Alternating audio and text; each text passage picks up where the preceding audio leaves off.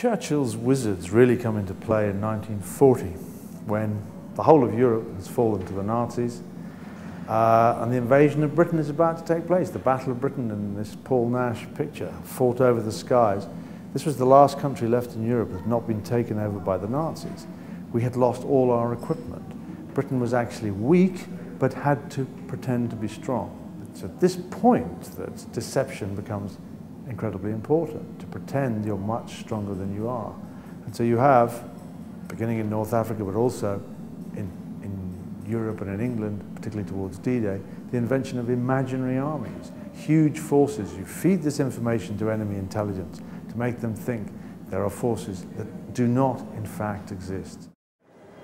In a way, you can understand deception in warfare as the left hand of intelligence. If two armies are facing each other, the job of intelligence is to find out all about the opposing army, and you can present them false intelligence, false information.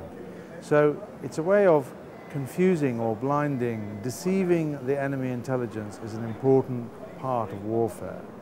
This is why when you have airplanes that are flying reconnaissance missions looking down, in places like the desert, you can put lots and lots of 3D models that throw shadows that look completely realistic.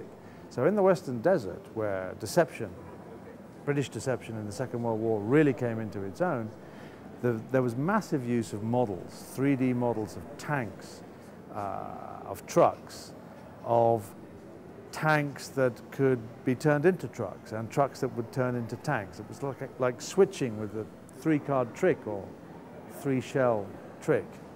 Trawlers that were disguised armed ships. These were known as Q ships, which were, as it were, not flying under a false flag, but pretending to be cargo ships that were actually armed. And the same way, this thing looks like a truck in the desert, actually it's a tank.